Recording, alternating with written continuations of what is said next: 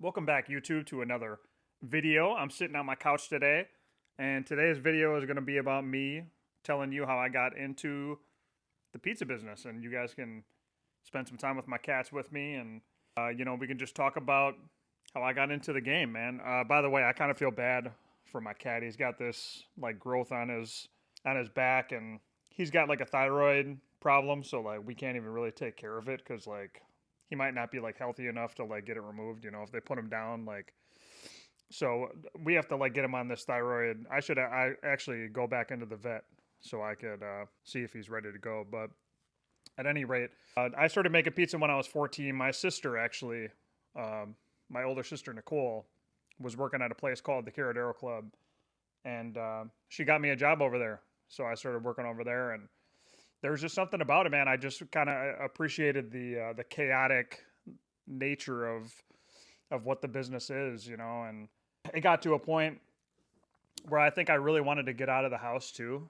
I lived in an alcoholic household, and I just started working a lot, and I remember I got my first car when I was 16, and I wanted to get another job, so I went and I got another job working at Pizzeria Scotti, the place that I own now. So I started working there when I was 18, and for a number of years I was actually working both restaurants. There'd be some days that I would actually go into Scotty's and I would open up early in the morning, get their lunch shift going, and then after that I would go and I would like close down Caradero Club. And Caradero Club got really bad.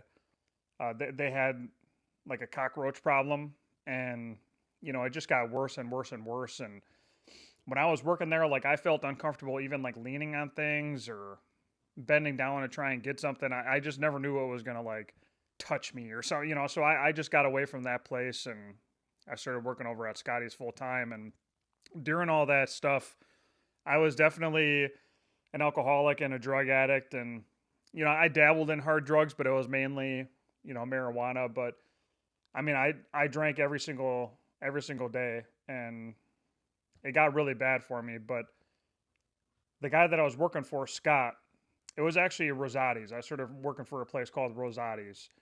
It's a franchise that started in Chicago, and then they kind of went to like Milwaukee.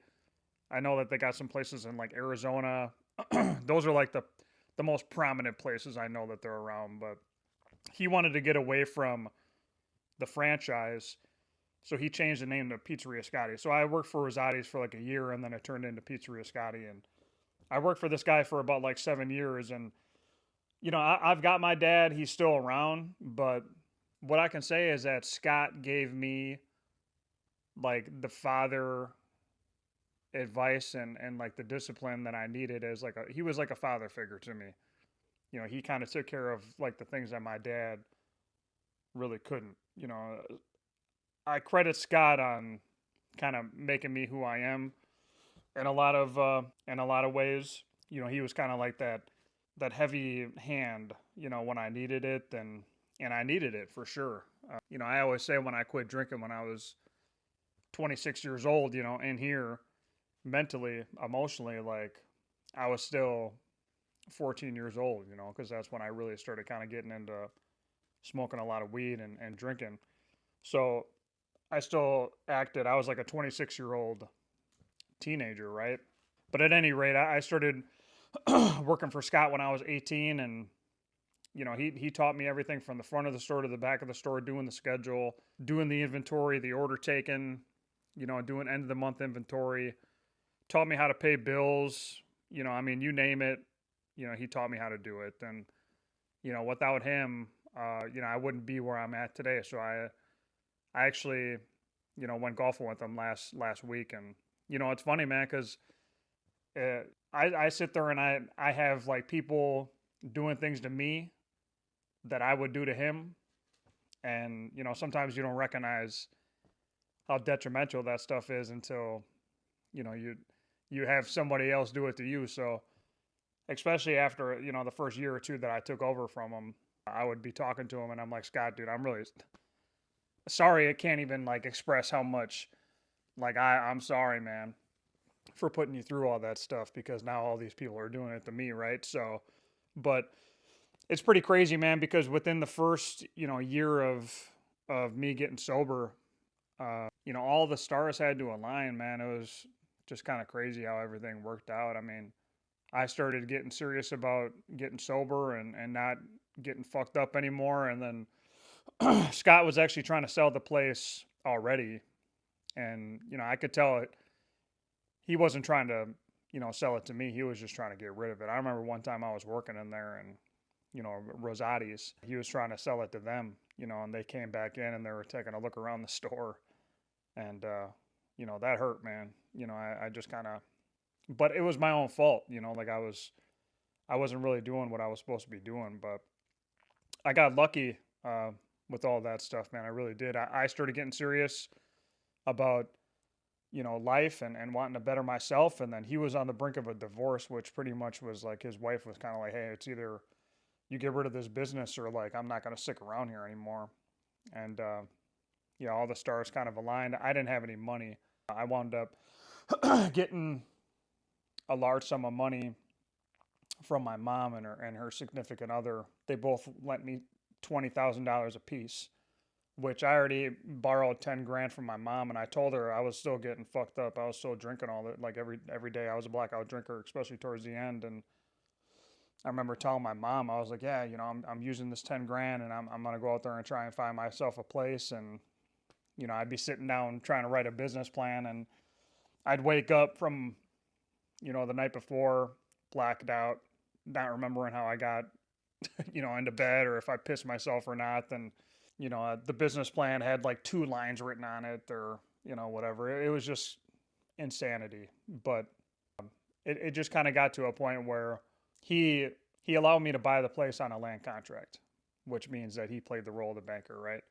So I bought the place, I think, for, I don't know, it's been so long now, dude, like $212,000, I think I bought the place for, which I mean, it's a fucking steal, dude, really. I mean, it's pretty crazy how all that stuff worked out. But within 3 years, I had my house, I had my car, I had the business, and things were going really well for me, man. I was paying my stuff off, and I was working really hard, and I eventually became debt free, and fast forward, I mean, I bought this new house.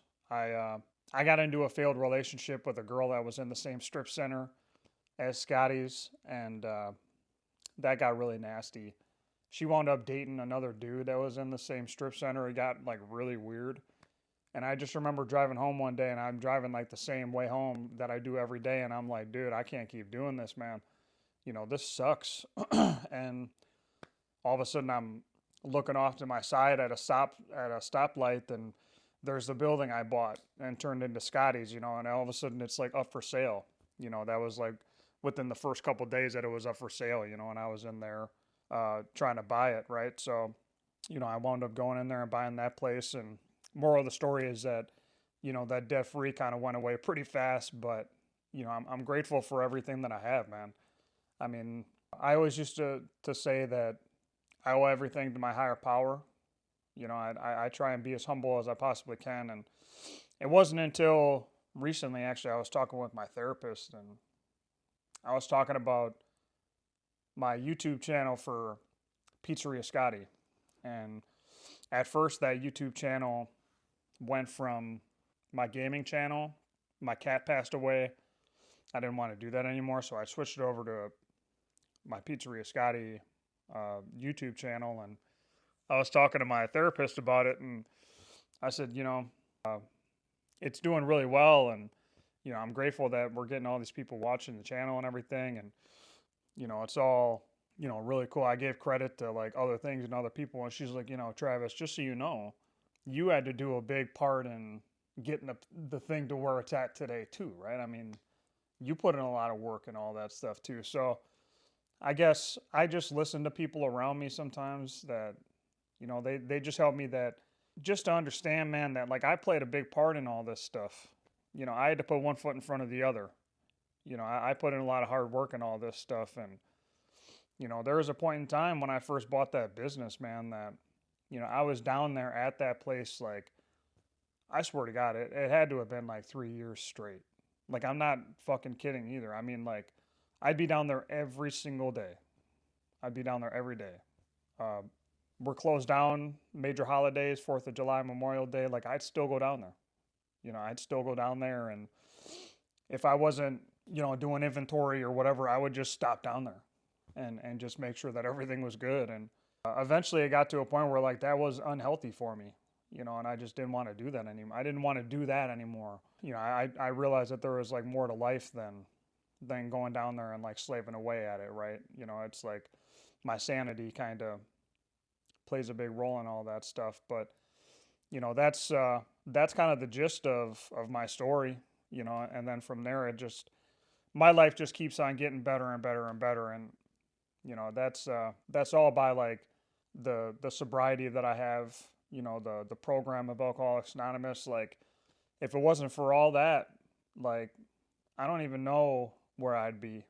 I go into meetings sometimes, man, and I hear all these people talking, and they're talking about, hey, I got a OWI, I got a DUI, I got into a car accident when I was drinking and driving. It's like I lost the marriage that I had. My kids won't talk to me.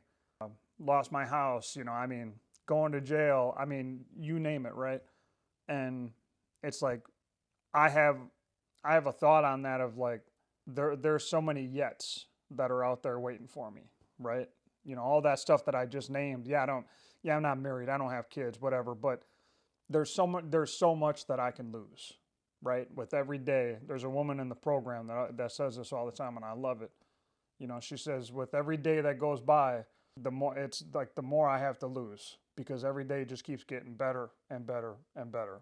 You know, without the drink in my life, things just, you know, it just doesn't.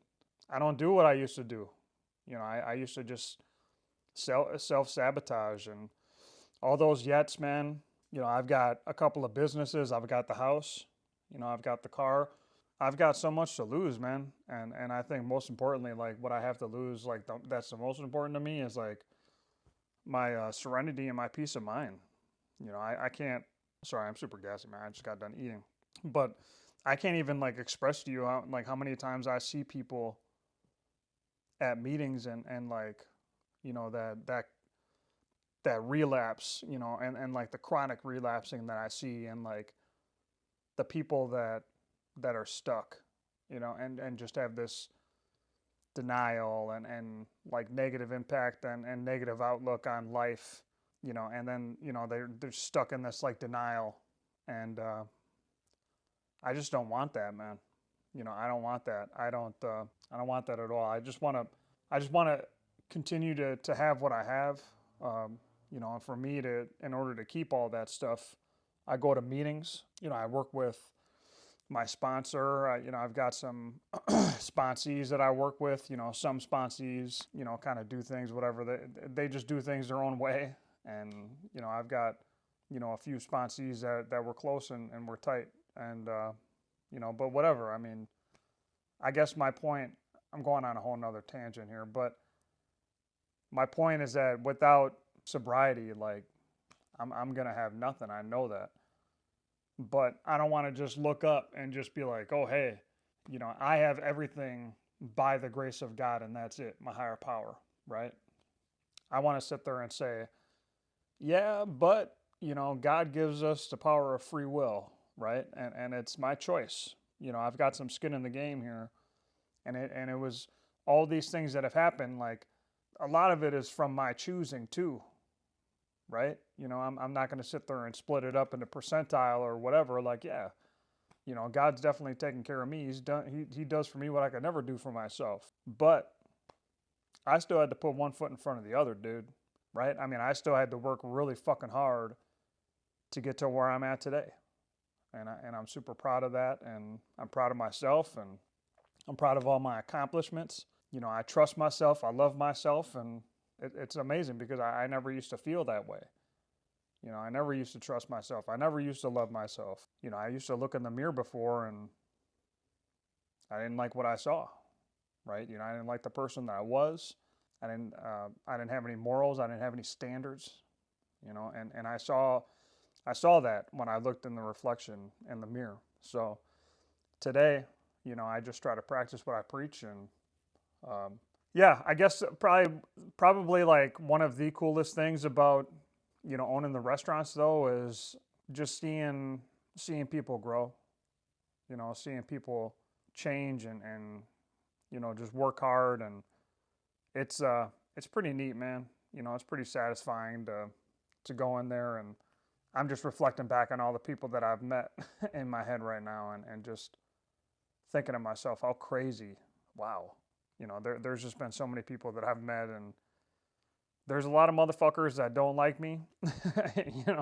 I used to have this saying, man, that like you're probably doing something right if you got a lot of fucking people hating on you, man. Yeah, I just wish people knew me outside of the restaurant a little bit more. I think that maybe their mindset would be different. But I mean, when it comes to business, like it's business, man. Like it's nothing personal, right? I mean, we just got to get this shit figured out. I want to go home even more than you do, homie.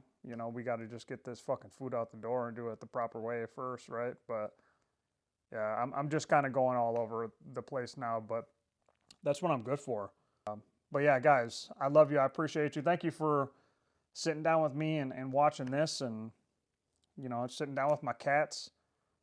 And I hope that you guys enjoyed the video. And I know it's just me sitting down and talking about this stuff, but if I'm being honest, I don't spend too much time down at the restaurants.